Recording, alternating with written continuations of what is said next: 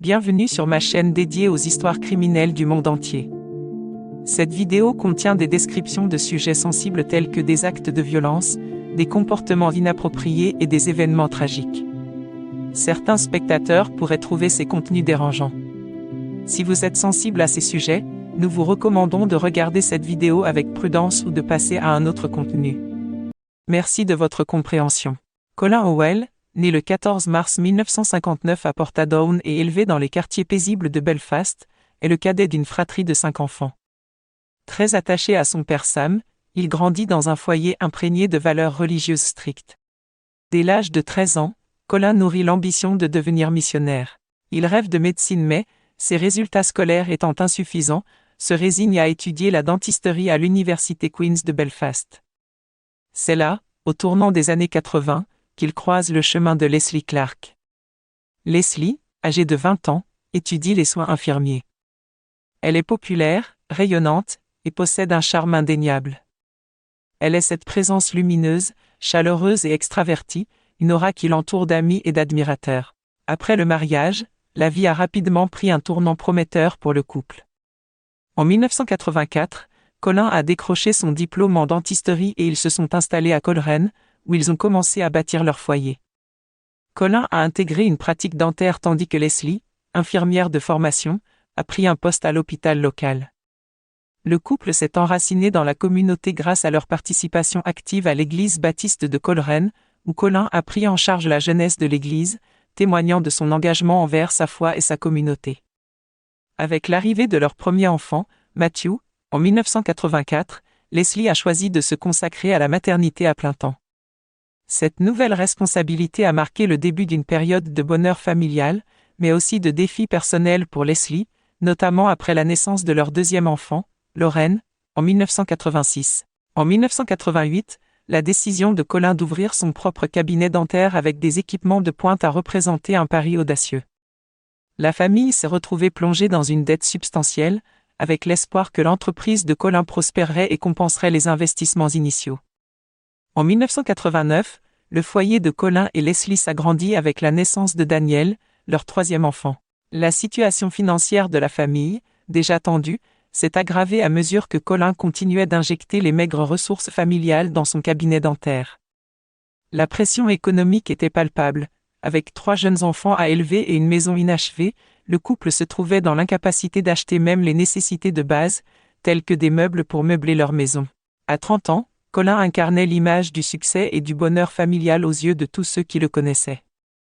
Père de 3 enfants épanouis, mari d'une femme aimante, propriétaire d'un cabinet dentaire et pilier respecté de sa communauté religieuse, il donnait l'impression d'avoir une vie idéale. Derrière cette apparence parfaite, la réalité était tout autre. Le cabinet dentaire de Colin, censé être un symbole de réussite, ne rapportait pas autant que prévu et devenait une source de stress financier. Les gros investissements n'avaient pas donné les résultats attendus, laissant la famille Howell en difficulté économique. La découverte par Leslie des infidélités de Colin a ébranlé les fondements déjà fragiles de leur union.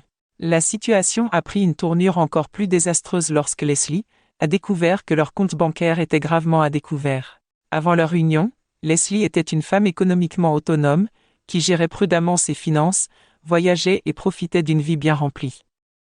Désormais, elle se retrouvait dépendante d'un partenaire qui semblait compromettre la sécurité de toute leur famille pour sauver un cabinet dentaire déficitaire. Cette accumulation de trahisons et de découvertes douloureuses a plongé Leslie dans une profonde détresse, l'amenant à questionner non seulement la fidélité de son mari mais aussi sa capacité à protéger et à prioriser les besoins de leur famille. La révélation d'une nouvelle grossesse venait compliquer davantage les choses pour Leslie. Déjà accablée par une dépression postpartum et leurs graves problèmes financiers, l'idée de divorcer lui paraissait impossible. Elle redoutait de se retrouver seule, avec la moitié de leurs dettes écrasantes à gérer et sans emploi depuis des années. Malgré tout, dans ces moments de grande fragilité, le devoir de s'occuper de ses enfants lui donnait la force de tenir. De son côté, Colin essayait de rattraper ses erreurs en se montrant présent pour ses enfants et en aidant à la maison. L'arrivée d'Hazel Buchanan dans la communauté marqua un tournant décisif. Leurs chemins se croisèrent à l'église, un lieu qui aurait dû symboliser la paix et la stabilité, mais qui devint le théâtre d'une liaison destructrice. Hazel, insatisfaite de sa vie rurale et mariée jeune à Trevor, cherchait un renouveau dans sa vie après des années consacrées exclusivement à son foyer et à l'éducation de ses enfants. Sa décision de travailler dans une crèche, bien que source de tension avec Trevor, reflétait son désir d'indépendance et de réalisation personnelle. Pour Colin, la présence d'Hazel était une manière d'échapper à ses propres problèmes. Bien qu'il se soit dévoué à soutenir Leslie et leurs enfants. Sa relation avec Hazel lui apportait un réconfort et une évasion qu'il ne trouvait plus dans son mariage. Au début de l'été 1990, l'attraction entre Colin et Hazel a pris un nouveau tournant. Profitant de la présence régulière de Hazel pour ses séances de natation, Colin a trouvé le prétexte parfait pour se rapprocher d'elle. Au cours de l'été 1990, Colin et Hazel ont vécu une relation secrète de plus en plus risquée. Ils se retrouvaient dans des lieux discrets, comme le parc de Castle Row Forest, pour passer du temps ensemble. Pour se donner des excuses, ils disaient suivre des cours de guitare. Colin allait même chez Hazel et Trevor pour ses soi-disant cours. En septembre 1990, Colin et Hazel furent aperçus ensemble au parc de Castle Row. Un fidèle de leur église, choqué par cette scène, se hâta d'en informer le pasteur, John Hansford. En novembre, les soupçons de Leslie, l'épouse de Colin, prirent une autre dimension. Perturbée par les appels nocturnes discrets de Colin et ses absences de plus en plus fréquentes, elle décida, elle aussi, de se confier au pasteur. Elle confia au pasteur qu'elle craignait que Colin la trompe de nouveau, reconnaissant chez lui les mêmes comportements que lors de sa première infidélité. Le pasteur, conscient des rumeurs et des soupçons pesant sur Colin, choisit de le confronter. Mais Colin, fidèle à ses habitudes, nia catégoriquement. Malgré tout, le pasteur, déterminé à faire éclater la vérité, poursuivit son investigation. Instruit par les confidences de Leslie et les murmures persistants de la communauté, n'était pas dupe. Ne s'arrêtant pas là, il interrogea Hazel. Celle-ci, dans un premier temps, démentit toute relation amoureuse avec Colin. Mais sur le chemin du retour, sous le poids de la culpabilité, Hazel finit par craquer. Elle avoua enfin qu'elle voyait Colin en secret, même si, selon elle, leur relation n'était que platonique. Le pasteur rapporta immédiatement ses aveux à Leslie. Elle fut soulagée d'apprendre que la relation n'était pas physique, se prenant à espérer qu'il pourrait encore sauver leur mariage. Saisissant cette lueur d'espoir, le pasteur proposa une thérapie de couple aux deux familles, exigeant toutefois que Colin et Hazel coupent définitivement tout contact. Il rappela avec fermeté que l'infidélité, même émotionnelle, était un motif de divorce aux yeux de l'Église. Malgré tout, les deux couples choisirent de rester ensemble, refusant de céder au divorce. Leslie et Colin, ainsi qu'Hazel et Trevor, acceptèrent les conseils du pasteur. Ils coupèrent tout contact entre Colin et Hazel. Mais quelques semaines plus tard, Colin lâcha une bombe qui allait tout ravager. Il confessa que sa relation avec Hazel n'était pas seulement émotionnelle, mais bien charnelle, intense et secrète. Cet aveu fut un coup de poignard pour Leslie. Leslie entama une transformation personnelle, retrouvant peu à peu la femme pleine de vie qu'elle avait été autrefois, drôle, ambitieuse et épanouie. Elle se mit à prendre soin d'elle, enchaînant les séances de bronzage, changeant de coiffure, et se lançant dans des cours d'aérobic. En mars 1991, Colin recontacta Hazel, convaincue qu'elle n'avait pas mis fin à leur relation. Elle lui avoua qu'elle l'aimerait, jusqu'à être vieille et grise, relançant leur liaison, plus secrète et risquée que jamais. Le 19 mai 1991, Leslie disparut soudainement. Ce matin-là, vers 8h30, Colin appela un ancien de leur église, Jim Flanagan. Il lui expliqua qu'il ne trouvait Leslie nulle part et lui demanda d'aller voir si elle était partie chez son père, à Castle Rock, pour se recueillir. Jim se rendit sur place, frappa à la porte, mais personne ne répondit. De retour, il annonça à Colin qu'il n'y avait personne. À ce moment-là, Colin prononça des mots troublants. « Peux-tu venir, j'ai quelque chose à te montrer. » En attendant Jim, Colin fit des appels à la police et aux hôpitaux, cherchant désespérément des informations sur Leslie. Mais elle semblait s'être volatilisée, sans laisser de traces. Lorsque Jim arriva enfin chez lui, Colin lui montra une lettre écrite de la main de Leslie. Les mots de cette lettre étaient troublants. « Cher Colin, j'essaie juste de m'endormir maintenant, pour combien de temps, je ne sais pas. Merci pour ton aide ces derniers jours et pour les bons moments de notre mariage. Je ne sais pas quoi te dire, car je ne sais pas quoi ressentir. Soyons honnêtes, Colin, je ne suis rien en comparaison de ce que tu as perdu avec celle que tu aimais auparavant. Si je me réveille demain matin, que cela reste notre secret. Avec tout mon amour, Leslie. Colin expliqua à Jim qu'il craignait que cette lettre soit un message d'adieu, un adieu définitif. Jim, pris d'inquiétude, retourna à l'église pour demander de l'aide. Peu après, un autre ancien de l'église, Derek M.C. Collet, arriva chez Colin. Derek remarqua une petite blessure sur la tête de Colin. Colin lui expliqua que Trevor l'avait frappé la nuit précédente lors d'une violente dispute.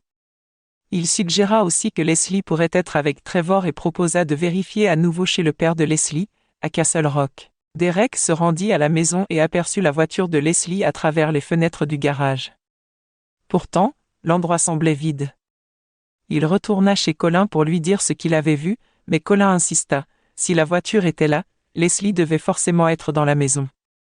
Vers 12h30, Colin demanda à Jim de revenir avec les clés pour inspecter les lieux. Cette fois, Jim arriva accompagné d'un policier hors service, David Green. À 13h20, ils ouvrirent la porte et commencèrent à chercher partout dans la maison. Quand Jim ouvrit finalement la porte du garage, une odeur puissante de gaz d'échappement l'envahit. En entrant, ils firent une découverte terrifiante. Trevor Buchanan, 32 ans, était affalé sur le siège conducteur de la voiture de Leslie. Le moteur, éteint, avait brûlé tout le carburant.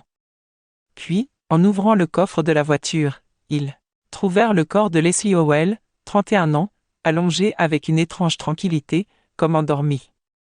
Elle portait des écouteurs diffusant une douce musique de culte, et autour d'elle, 3 photos étaient soigneusement disposées, une d'elle avec sa mère, une autre avec son frère et son père, et une dernière la montrant avec Colin. Sous le choc de leur macabre découverte, Jim et David alertèrent immédiatement la police, tandis que le pasteur fut chargé de prévenir Hazel et Colin. Les agents arrivèrent rapidement et examinèrent attentivement la scène dans le garage. Ils remarquèrent un tuyau relié à l'échappement, menant jusqu'au coffre de la voiture, avec les clés toujours dans le contact. Tout semblait conçu pour donner l'apparence d'un double suicide. Colin et Hazel, lorsqu'ils furent interrogés, ne démentirent pas ces spéculations. Ils laissèrent même entendre que cette histoire d'amour caché pouvait être plausible. Les corps furent officiellement déclarés morts à 14h15. Le médecin légiste nota que leur corps était déjà froid, suggérant qu'ils étaient décédés depuis plusieurs heures. Pour percer le mystère de cette tragédie, la police se tourna d'abord vers Colin et Hazel. Tous deux se montrèrent très coopératifs, n'hésitant pas à répondre aux questions et niant toute implication dans les décès. Hazel décrivit précisément sa journée avec Trevor, s'efforçant de donner l'impression qu'elle ignorait tout de ce qui s'était passé. L'enquête sur la mort de Trevor et Leslie fut expédiée de façon troublante. La police, après quelques témoignages rapides d'amis et de proches, déclara qu'il n'y avait aucune preuve de crime. Lors d'une réunion le 28 mai, un officier souleva pourtant une question cruciale, les tranquillisants que Colin avait donnés à Leslie. Il laissa entendre que Colin pourrait être impliqué dans sa mort. Mais cette hypothèse dérangeante fut balayée, et l'affaire classée comme un double suicide, sans autre investigation.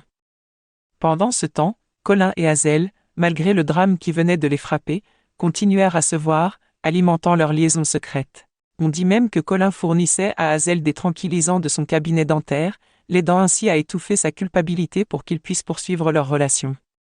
Mais au fil du temps, Hazel commença à réaliser combien cette liaison la détruisait.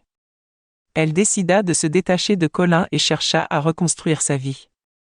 En 2005, Hazel épousa David Stewart, donnant l'impression d'avoir enfin tourné la page sur les sombres événements de 1991. Colin, de son côté, semblait lui aussi prêt à recommencer. En 1996, il rencontra une Américaine divorcée lors d'une soirée pour chrétiens célibataires qu'il avait lui-même organisée. Leur histoire prit rapidement forme, ils se marièrent en 1997, et l'année suivante, accueillirent leur premier enfant. Avec Kyle, Colin eut 5 enfants supplémentaires, portant son total à 9, incluant les 4 enfants de son premier mariage avec Leslie. Mais la vie n'avait pas fini de secouer Colin.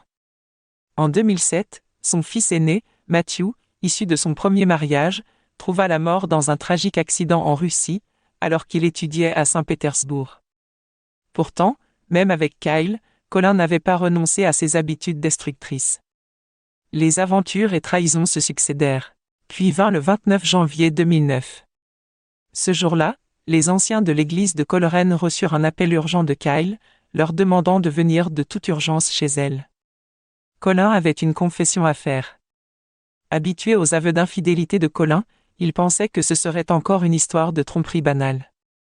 Mais cette fois, la révélation fut d'une toute autre ampleur. Colin commença sa confession en révélant qu'il avait perdu 350 000 livres dans une escroquerie, accumulant aussi des dettes auprès de ses patients. Il confia que la perte tragique de son fils Matthew lui semblait être une punition divine, une façon pour Dieu de le forcer à se repentir. Devant Kyle et les anciens de l'Église, il avoua ses fautes. Colin fit des révélations glaçantes. Pendant une décennie, de 1998 à 2008, il avait commis des actes inqualifiables sur des patientes sous sédation, affirmant ne pas pouvoir contrôler ses pulsions. Mais le plus bouleversant fut son aveu concernant la nuit tragique de 1991. Il reconnut avoir orchestré la mort de Leslie et Trevor, faisant passer l'affaire pour un double suicide. Cet aveu choqua profondément tout le monde, sauf Kyle, qui connaissait la vérité depuis 1998 mais avait choisi de se taire par peur et loyauté. Alerté, la police de Coleraine intervint rapidement et emmena Colin au poste, où il confessa tout dans les moindres détails. Colin révéla qu'il n'avait pas agi seul. Hazel Buchanan, son ancienne maîtresse, avait joué un rôle clé dans l'exécution de leur plan sinistre. Il détailla comment, ensemble, ils avaient soigneusement planifié et dissimulé ces crimes pendant près de 20 ans. Selon Colin, en mai 1991, il avait proposé à Hazel une idée terrifiante, se débarrasser de leurs conjoints respectifs afin de pouvoir vivre librement leur relation. Il lui expliqua son plan de faire passer ses actes pour des suicides, et Hazel, convaincue, accepta de participer. Hazel avait un rôle essentiel. Colin lui fournit des comprimés de tamazépam, un puissant sédatif, et lui donna des instructions précises sur la manière de les utiliser. Hazel devait écraser les comprimés de tamazépam et les mélanger dans la nourriture de Trevor pour l'endormir profondément et éviter toute résistance. Elle devait également préparer le garage, en ouvrant la porte et en déplaçant la voiture, mettant en place les éléments nécessaires à leur plan. Le jour de l'anniversaire de son plus jeune fils, Colin mit en œuvre son projet pour éliminer Leslie. Dans la nuit du 18 mai, après avoir installé un toboggan dans le garage pour la fête, il transforma discrètement l'espace en un piège. Il modifia un biberon pour le relier à l'échappement de sa voiture, fixant un long tuyau qu'il dirigea jusqu'au salon où Leslie dormait paisiblement. Colin posa l'extrémité du tuyau près de Leslie et démarra la voiture, laissant les émanations se propager dans la pièce. Déterminé à l'empêcher de s'échapper, il s'approcha d'elle, la recouvrit d'une couette pour piéger les fumées et s'assura que le monoxyde de carbone ferait son œuvre. Dans un dernier souffle désespéré, Leslie murmura le nom de leur fils aîné, Matthew, appelant un secours qui ne viendrait jamais. Elle succomba seule, emportée par le poison, laissant derrière elle une famille brisée. Leslie n'avait que 31 ans, et ses enfants étaient encore si jeunes. Matthew, 6 ans, Lauren, 4 ans, Daniel, 2 ans, et le petit Jonathan, seulement 9 mois. Après la mort de Leslie, Colin entreprit froidement de mettre en scène son crime. Il habilla le corps inerte de sa femme, la plaça dans le coffre de sa voiture, la recouvrit d'un drap blanc et posa un vélo par-dessus pour dissimuler son corps. Il rangea le tuyau et le biberon modifié dans la voiture et ajouta 3 photos et une cassette, qu'on retrouverait plus tard près de Leslie. Aux alentours de 1h du matin, Colin appela Hazel en ne laissant sonner qu'une fois, pour qu'elle le rappelle sans attirer l'attention. Lorsqu'elle le fit, il lui annonça qu'il avait « fini avec Leslie » et se dirigeait chez elle pour la suite du plan. Arrivé chez les Buchanan, Colin ouvrit le coffre de la voiture pour montrer à Hazel le corps recouvert de drap, confirmant que Leslie était bien morte. Hazel l'informa que Trevor dormait profondément, ayant ingéré les sédatifs qu'elle avait écrasés dans un sandwich au thon. Colin répéta son macabre procédé, fixant le tuyau au pot d'échappement et amenant l'autre extrémité jusqu'à la chambre de Trevor. Il posa le tuyau près du visage de Trevor et démarra la voiture. Mais Trevor se réveilla soudainement, provoquant une lutte inattendue. Lors de cette altercation, Colin reçut une blessure à la tête. Pourtant, déterminé à mener son plan jusqu'au bout, il parvint à maîtriser Trevor, maintenant ses bras sous la couette et forçant le tuyau dans sa bouche, jusqu'à ce que le monoxyde de carbone l'emporte. Après la mort de Trevor, Colin transporta calmement son corps jusqu'au garage des Buchanan. Là, il murmura à Hazel de rester calme, lui confiant le tuyau et le biberon modifié. Il lui demanda de découper le matériel et de nettoyer la salle de bain pour effacer toute preuve. Hazel, tremblante, obéit. Colin poursuivit sa mise en scène macabre. Il retira le vélo du coffre, plaça le corps de Trevor au-dessus de celui de Leslie et les recouvrit de nouveau du drap blanc, puis remit le vélo par-dessus pour masquer leur présence. Il conduisit la voiture jusqu'à la maison du père de Leslie, à Castle Rock. Arrivé dans le garage, Colin enfile des gants chirurgicaux, méticuleux jusqu'au bout. Il installa Trevor sur le siège conducteur, laissant une jambe pendre à l'extérieur pour simuler une scène désespérée. Puis, il enleva le drap, disposa des écouteurs sur Leslie, inséra une cassette de musique religieuse et arrangea 3 photos autour d'elle, un dernier geste sinistre destiné à confondre toute enquête. Enfin, il fixa un tuyau d'aspirateur à l'échappement, dirigeant l'autre extrémité dans le coffre pour achever le tableau. Après avoir soigneusement rangé le drap dans un sac noir, Colin enfourcha le vélo qu'il avait laissé sur place et pédala dans l'obscurité, jusqu'à chez lui. Une fois rentré, il appela Hazel pour lui annoncer, avec une froideur effrayante, que tout était terminé. Colin avait orchestré chaque détail avec une précision glaciale, jusqu'à la fausse note de suicide qu'il exhiba aux anciens de l'église le lendemain des meurtres. Cette note, écrite bien avant par Leslie, avait été soigneusement conservée, destinée à servir de preuve dans son plan macabre. En tout, cette nuit infernale lui avait pris environ 4 heures. Le 3 février 2009, sa confession ébranla tout Coleraine. Colin Howell fut immédiatement arrêté et accusé des 2 meurtres. La police, bien décidée à faire toute la lumière sur cette affaire, procéda aussi à l'arrestation de Hazel Buchanan, complice de longue date. Elle rejeta toute la faute sur lui, affirmant qu'elle avait été victime de manipulation. Elle se peignit comme une marionnette, guidée par les mains habiles de Colin. Après 2 jours d'interrogatoire serré, la police, convaincue de sa culpabilité, parvint tout de même à obtenir des aveux partiels. Cependant, Hazel, résolue à ne pas céder, annonça son intention de plaider non coupable. Étonnamment, Colin, lui aussi, choisit de nier sa culpabilité. Le procès de Colin Howell s'annonçait explosif, mais quelques jours avant son début, le 18 novembre 2010, Colin surprit tout le monde en changeant de stratégie pour plaider coupable. Lors du procès, la poursuite souligna qu'il n'avait pas agi par appât du gain, même s'il avait touché plus de 414 000 livres sterling en assurance après les décès de Leslie et de son beau-père Harry. Les experts psychiatriques, appelés à témoigner, révélèrent que Colin avait souffert d'un épisode psychotique en détention et qu'il présentait un trouble de la personnalité sévère. Mais ce diagnostic ne joua en rien en sa faveur. Le 3 décembre 2010, Colin fut condamné à perpétuité, avec une peine minimale de 21 ans. Ce verdict clôtura 2 décennies de mensonges et de secrets. Le procès de Hazel Buchanan s'ouvrit en mars 2011, durant 15 jours. Son destin se joua entre les mains d'un jury, tandis que Colin Howell, son ancien complice, témoignait contre elle pour l'accusation. Il détailla comment Hazel avait participé à la planification des meurtres et contribué à effacer les preuves.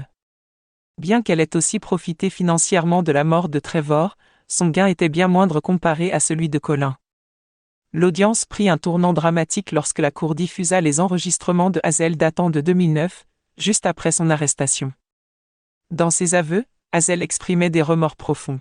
Elle décrivit Colin comme un manipulateur froid et calculateur, insistant sur le fait qu'elle n'avait aucun mobile personnel, qu'elle avait été entraînée dans un plan qu'elle n'aurait jamais voulu initier. Ces aveux touchèrent certains membres de la cour, mais le verdict restait incertain. Lors de son interrogatoire, Hazel finit par admettre un fait crucial à l'inspecteur Ferry, elle aurait pu stopper les meurtres. « J'aurais pu l'arrêter », elle révéla presque dans un murmure. Ferry la ramena brutalement à la réalité en répliquant « Mais tu as laissé faire.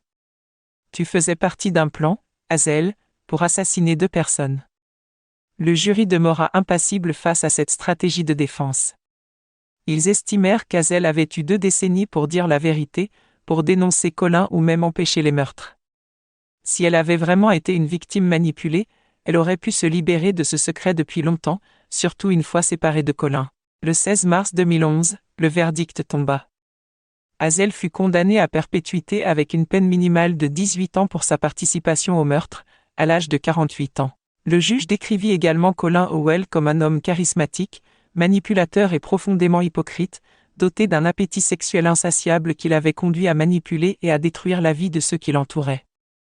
Aujourd'hui, Hazel est incarcéré à la prison de Heathbank, à Belfast, tandis que Colin purge sa peine dans la prison de haute sécurité de Magaberry. Ce dossier suscite une immense frustration. Merci d'avoir suivi cette histoire fascinante jusqu'au bout. À très bientôt pour une nouvelle plongée dans l'univers du true crime.